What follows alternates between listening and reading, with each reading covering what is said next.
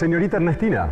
Ah, señor profesor, me asustó. Discúlpeme, recién llego a Buenos Aires de la campaña de tratar con unos gauchos y no quise pasar sin saludarla. Bueno, seguramente lo veré en la tertulia, en casa de doña Mariquita, aunque dando una buena película en el cine, tal vez vaya también. ¿Cine?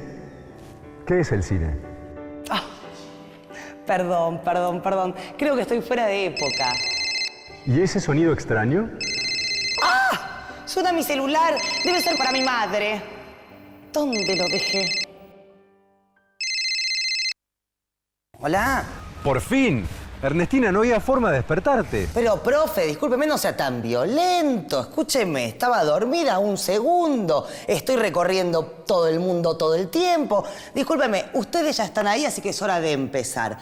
Es cierto, me quedé dormida, pero no perdí el tiempo. Estuve soñando. Soñé con la época que vamos a recorrer hoy, los tiempos de la colonia en Buenos Aires y en la campaña. ¿Qué tal si empezamos nuestro viaje en este momento? Hoy vamos a descubrir cómo fue cambiando la ciudad de Buenos Aires desde sus orígenes, qué sucedía en la campaña, qué era el espacio rural cercano y también en lo que se conocía como la frontera. Bienvenidos a los tiempos de la colonia.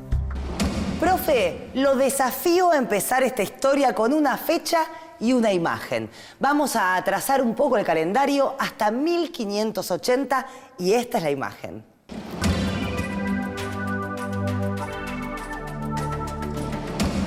Ah, claro, la fecha y la imagen de la segunda fundación de Buenos Aires por Juan de Garay, con el nombre de Ciudad de la Santísima Trinidad y Puerto de Santa María de Buenos Aires.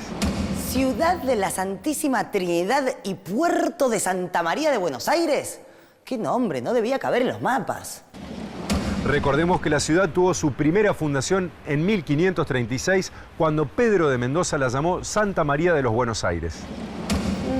Sí, mucho nombre, pero a pesar de tanto nombre, los orígenes de Buenos Aires fueron muy modestos y muy humildes, ¿no, profe? Sí, Buenos Aires, desde su segunda fundación, fue un poblado pequeño y muy tranquilo, habitado fundamentalmente por comerciantes, militares y funcionarios reales. Recién unos 200 años más tarde, en el siglo XVIII, el panorama sería distinto. El cambio más importante de la ciudad fue a partir de una decisión que se tomó en España, en 1776, que cambió la jerarquía, la condición de Buenos Aires. ¿Recordás qué sucedió en esa fecha, Ernestina? A ver, una decisión que se tomó en España sobre Buenos Aires en 1776. Espere, déjeme pensar. El virrey, es decir, el virreinato, que Buenos Aires se convirtió en capital del virreinato del Río de la Plata en 1776. Muy bien. Y a partir de entonces, la ciudad empezó a cambiar, a crecer y a modernizarse. Pero hubo otros motivos que produjeron cambios en Buenos Aires. En ese siglo, el XVIII, habían llegado al trono español los Borbones, una dinastía europea. Y por entonces se extendía por Europa lo que conocemos como la Ilustración. La Ilustración era una corriente de pensamiento, una serie de nuevas ideas y formas de ver el mundo. Los representantes de estas ideas afirmaban que después de varios siglos de ignorancia, la humanidad entraba en una etapa iluminada por la razón, los conocimientos, la ciencia, la búsqueda de la verdad y la fe en la razón humana. Perdón, profe, ¿y estas nuevas ideas de la Ilustración, qué tienen que ver con Buenos Aires? Que con Buenos Aires ya convertida en capital del virreinato del Río de la Plata, estas nuevas ideas se extendieron por la ciudad que comenzó a cambiar. Empezaron a convivir las costumbres de la Buenos Aires tradicional, la de los conquistadores y colonizadores, con el pensamiento de la generación de criollos que iba a promover la Revolución de Mayo. Todos estos cambios hicieron que hacia el año 1800 se desarrollaran dos ámbitos, dos espacios, de forma muy diferenciada. Dos ámbitos que se desarrollaron de forma muy diferenciada, claro. Por un lado la ciudad y por el otro el campo, la campaña. Hace mucho que no viajo al campo. Me gustaría ir uno de estos días. Profe, ¿dónde anda? En el campo, pero solo por un momento, para describir lo que llamamos la campaña. La campaña era el ambiente rural contiguo a la ciudad. Su función era abastecer y dar servicios a la ciudad, y se organizaba en dos espacios. Uno eran las grandes zonas dedicadas a la agricultura y la ganadería, y el otro el límite habitable, formando la frontera que estaba en constante movimiento. En la ciudad de Buenos Aires, sede de las autoridades españolas y ciudad-puerto, se desarrollaban actividades políticas y sociales dirigidas a fortalecer el comercio con España por el Océano Atlántico. Entonces, tanto la ciudad por un lado como la campaña y su frontera por otro tenían distintas actividades, funciones, lugares de reunión, costumbres, fiestas, vestimentas y comidas. Vamos a ver qué hacía importante a Buenos Aires. ¿Con qué contaba la ciudad en sus orígenes? A ver, oro, ni una pepita. ¿Producía algo la ciudad? ¿Tenía alguna riqueza propia? No, tampoco. ¿Algo de plata? No, solo había plata en el nombre de su río, el Río de la Plata. Y eso sí que era importante. Buenos Aires no tenía riquezas como otros puntos de Latinoamérica, pero tenía el río que desembocaba en el Atlántico, como una gran y enorme vía de comunicación. Y ese río y su puerto serían claves para la ciudad, ¿no, profe? Sí, a pesar de que en sus orígenes era modesto como la ciudad, el puerto de Buenos Aires comenzó a tener una actividad muy importante y esto generó conflictos de intereses. Uno de estos conflictos fue con Lima, la capital del Virreinato del Perú, el más rico de los creados por los españoles.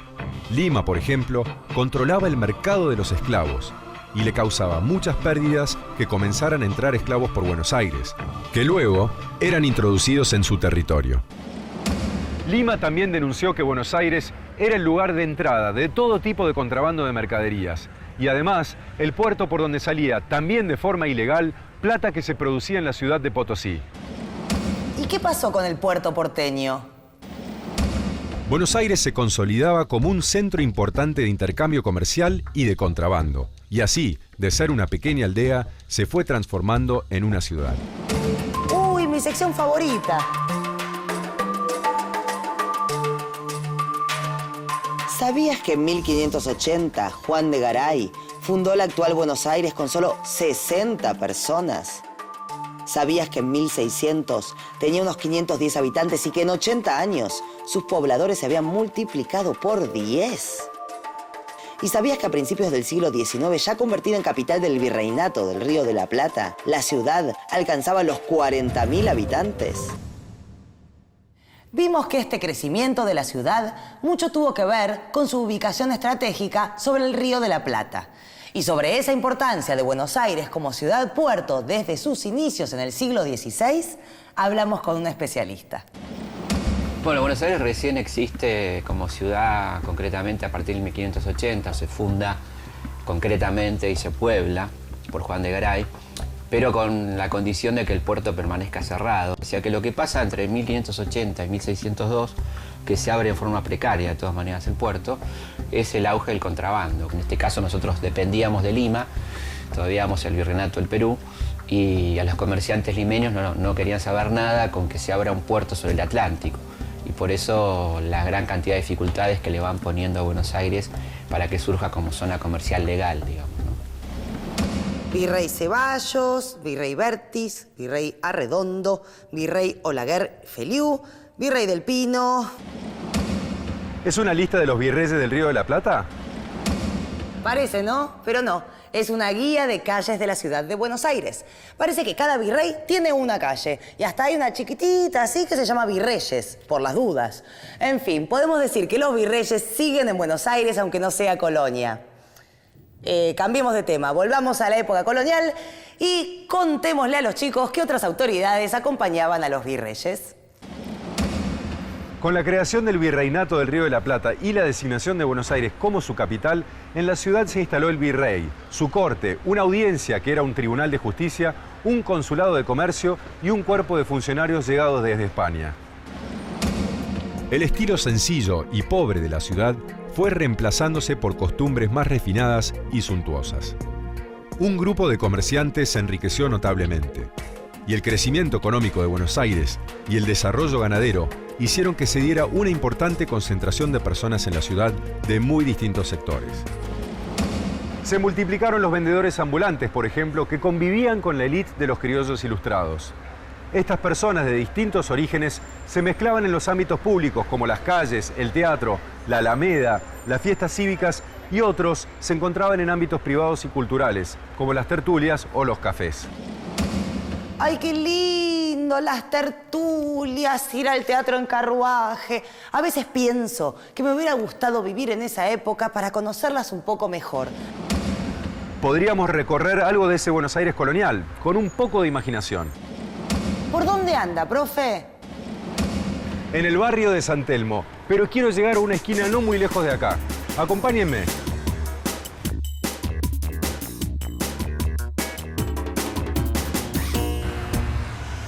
Claro, acá no verán ninguna huella colonial, pero en este lugar estaba la primera plaza de toros de la ciudad. Las corridas de toros eran parte de las celebraciones en Buenos Aires y asistía todo tipo de público. Las autoridades, las familias ricas y también la gente humilde. Después se construyó una plaza más grande, en el barrio de Retiro. Acá está. Sabía que las corridas de toros no habían durado mucho. Según leo, se prohibieron en Buenos Aires después de la independencia, en 1819. Seguramente por el sentimiento anti-español de la época. A ver por dónde seguimos. ¿Qué tal? Buen día, ¿cómo le va? Muchísimas gracias. Muy amable. Profe, ¿qué hace con el diario y un cafecito? ¿No es muy temprano para un recreo? No, Ernestina, estoy en el café más antiguo de Buenos Aires, de los que siguen abiertos. No muy lejos de acá estaban los cafés más importantes de principios del 1800. Los cafés eran nuevos espacios de encuentro que se difundieron muy rápido por la ciudad, pero no eran para todo el mundo. Solo los frecuentaba la clase alta, la élite porteña. En los cafés se leía y se discutían libros o las noticias de los periódicos. Se jugaba las cartas, se comía y se bebía, claro. Uno era el Café de la Victoria, que tenía varios patios, aljibes, mesas de billar y las paredes de los salones cubiertas con papel francés con escenas de la India o Tahití. Otros eran el Café de Pedro de Marco y el de los catalanes, con públicos bastante distintos, que era mejor que no se mezclaran. ¿Por qué podía haber bronca? Es que en esa época en Buenos Aires había un grupo de intelectuales jóvenes con ideologías enfrentadas y cada grupo se reunía en un café. Al de los catalanes iban los partidarios de Mariano Moreno y al Pedro de Marco los fieles a la corona de España, los que apoyaban a Fernando VII. Estos cafés eran importantes por las ideas políticas que se discutían. Y los diarios, bueno, en realidad eran periódicos o semanarios. El Telégrafo Mercantil fue el primer periódico de Buenos Aires y el otro semanario lo publicó Vieites, Hipólito Vieites. Las noticias de la agricultura y el comercio eran muy importantes ya en aquella época.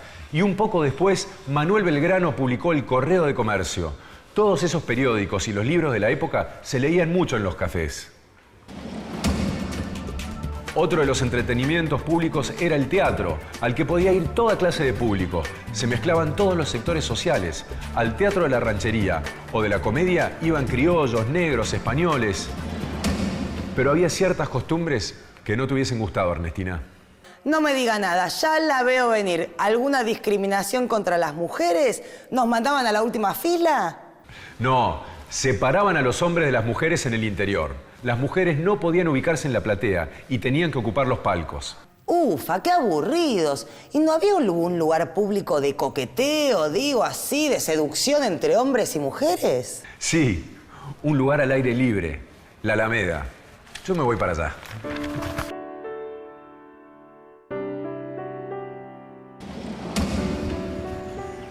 La Alameda era un paseo público frente al río con mucha actividad social. Durante el día iban las familias y a la tarde era un lugar de cortejos. ¿Fúnebres? No, Ernestina, cortejos entre hombres y mujeres. El coqueteo del que hablabas, entre grupos de gente joven, de mujeres y de hombres que paseaban por separado y se cruzaban en ese lugar.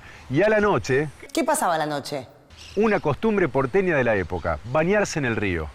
Bueno, ahora seguimos nuestro recorrido por la Plaza de Mayo, pero voy a tardar un poco en llegar, ¿eh? Todo bien, profe, vaya sin problema, pero no se pierdan la Alameda, tenga cuidado. en fin. Uy, me olvidé de preguntarle algo al profe. Y ahora ya se fue, me olvidé de preguntarle por las tertulias. ¿Y ahora cómo me arreglo? Bueno, sé que las tertulias eran reuniones sociales. Sé que se hacían en las casas y desde los tiempos últimos del virreinato. A ver, hasta podría simular la conversación en una tertulia. Me falta un elemento. Aquí está. ¿De qué hablarían las mujeres en estas tertulias? Voy a probar con esta dama. Discúlpeme, ¿leyó el Telégrafo Mercantil esta semana? ¿Le dicen señora o señorita? Bueno, parece que no le interesan las noticias. Probemos con otro tema que a todas nos gusta. ¿Vio la hija de doña Enriqueta? Parece que... tampoco no la notó que... Bueno, tampoco, en fin, me tocó una mujer bastante antipática. Último intento y con esto basta, porque me aburrí. ¡Qué tiempo loco!, ¿no? Parece que va a llover. Tampoco. Ay, Dios. Ernestina. Profe, menos mal que apareció. Sálveme de esta. La señora no es muy comunicativa. Tal vez me tocó una un poco antipática, porque yo tengo entendido que las tertulias de aquellos tiempos eran muy animadas, ¿no? Sí, y en una noche se podía participar de varias tertulias, yendo de casa en casa. Estas reuniones eran una costumbre francesa y tenían un estilo bastante informal. Se hacían por la noche. Las familias recibían a sus invitados y se daban largas conversaciones, baile, se interpretaba música y se cantaba. Estos encuentros eran importantes porque allí se difundía información política y novedades y entablaban relaciones sociales. La única ceremonia consistía en saludar a la dueña de casa, pero no estaba mal visto irse sin despedirse. Y hablando de la Revolución de Mayo, ¿qué hace en la plaza, profe? Es que este era el clásico espacio público de las ceremonias y las fiestas oficiales. Durante la colonia, acá en la plaza y en la catedral, se celebraba la jura de un rey o la llegada de un gobernador. Y después de 1776, todo lo relacionado con el virreinato. También se hacían ceremonias por la creación de alguna institución educativa, religiosa o del protomedicato. Espere, profe. ¿Dijo protomediqué? Vamos ya a nuestro querido diccionario, por favor. El protomedicato era una institución para controlar todo lo que tuviera que ver con la medicina. Consistía en un consejo que presidía un médico que supervisaba a otros colegas, a cirujanos, farmacéuticos, parteras, inspeccionaba hospitales y se ocupaba en general de la salud pública. Bien, volviendo a estas fiestas y celebraciones. Eran muy formales, con procedimientos muy estrictos. Era fundamental el tema de la jerarquía, el orden de importancia de las autoridades, y a veces había conflictos entre ellos por ocupar un lugar cercano a la máxima autoridad. Ya me imagino. Yo voy al lado del virrey, no voy yo, no, que yo voy a la izquierda, que vos a la derecha, en fin, un lío bárbaro. Sí, debía ser algo así. Estos actos y fiestas incluían celebraciones religiosas, procesiones, salvas de cañones y, según el caso, fuegos artificiales, corridas de toros, danzas y representaciones en los teatros. Lógicamente, después de la Revolución de Mayo, estas celebraciones cambiaron en muchos aspectos. Profe, ¿dónde anda ahora? En un lugar que elegí para representar lo que se conocía como la campaña, el espacio rural que se abría más allá de la ciudad. Pero en aquellos tiempos, Buenos Aires no estaba tan extendida, era relativamente pequeña y como en nuestro laboratorio no había que hacer mucho trecho para llegar al campo. Sí, la ciudad no era grande, pero para muchos porteños la campaña era un territorio vacío, desierto. Claro, era una visión muy distinta a la que tenían los que habitaban este espacio. Para la siembra era necesario contratar jornaleros, y cuando no alcanzaban los peones, el labrador invitaba a los vecinos con sus aperos para que lo ayuden. Y así podían juntarse unos 40 paisanos que comenzaban su tarea con la salida del sol. El día de la siembra se celebraba una gran fiesta con guitarreros y baile, en la que participaban las familias de todos los trabajadores. Uno de los ámbitos para el desarrollo de la vida social en la campaña era la capilla o la iglesia parroquial, que era un lugar privilegiado para las relaciones entre los vecinos. Algunos pueblos de los alrededores de Buenos Aires, como Luján, Arrecifes, Magdalena o San Nicolás de los Arroyos, se organizaron y desarrollaron directamente alrededor de la capilla. ¿Y el profe estará en alguna capilla? Envido. Quiero. ¿Cuánto tiene, amigo? 30, mi amigo. 32 son mejores. Profe, no puedo creer lo que estoy viendo. Me deja hablando de las capillas y usted organiza una timba. Ernestina, esto es solo una teatralización de uno de los juegos clásicos de la campaña, el truco. Quiero el truco. ¿En qué lío me metí? El truco se jugaba en las pulperías, que era un clásico lugar de reunión y de esparcimiento. En las zonas agrícolas como Lobos, Morón, San Antonio de Areco, San Isidro, cada pago tenía la pulpería. Funcionaban como almacenes de ramos generales, se vendían bebidas y el pulpero también hacía de prestamista, a cambio de cueros o trigo. Quiero vale 4. Quiero. Y en las pulperías se hacían guitarreadas, desafíos de payadas y, como te conté, se jugaba a las cartas, especialmente al truco.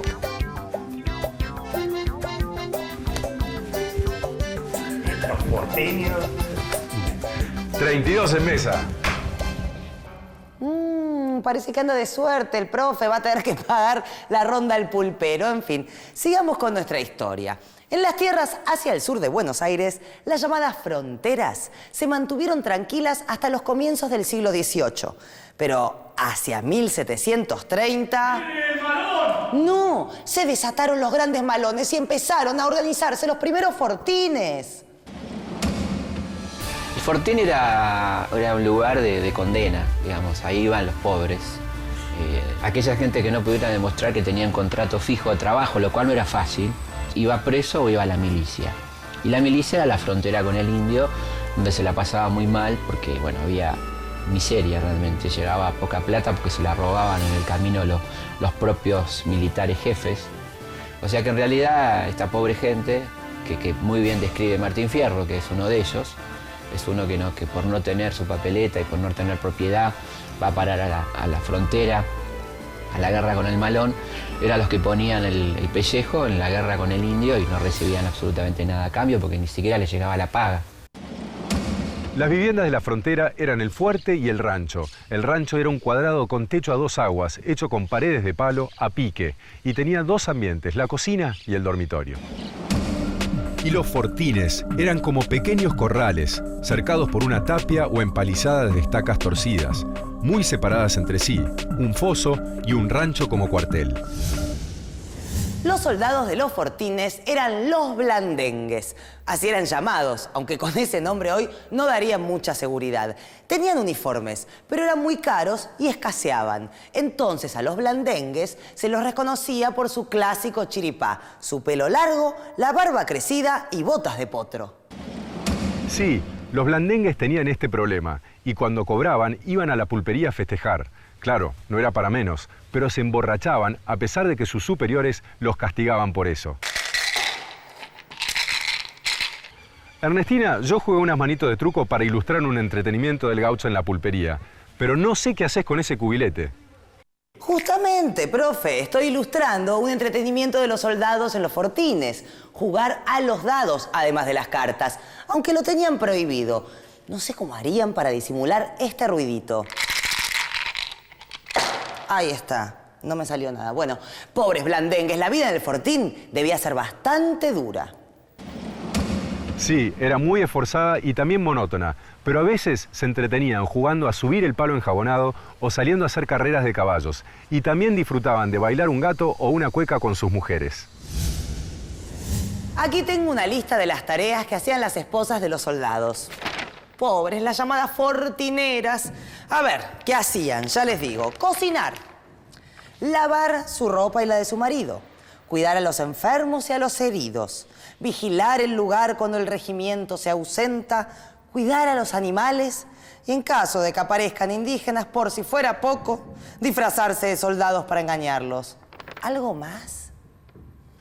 Sí, la vida de las fortineras era muy dura, muy desgastante. Estas mujeres en general representaban mucho más edad de la que tenían. Profe, ¿queda por agregar algo a nuestra historia de hoy? Simplemente que Buenos Aires surgió con la función del intercambio comercial a través del Atlántico, pero su puerto se fue inclinando hacia el negocio marginal, el contrabando, y creció con él. Y esto hizo que el proyecto español de utilizar a Buenos Aires como parte de un espacio económico organizado en torno a la minería del Alto Perú y España comenzara a derrumbarse. Con la Revolución de Mayo, ese proyecto terminó por deshacerse. Y con respecto a la ciudad y la campaña, la primera organización del espacio colonial, las relaciones sociales y las actividades económicas en cada uno marcaron el desarrollo posterior de cada uno de estos ámbitos. Muy bien, y hemos llegado al final. Espero de corazón que hayan disfrutado de este viaje por los tiempos de la colonia, por la ciudad, la campaña y su frontera. Chau, hasta la próxima. Yo me voy a seguir soñando.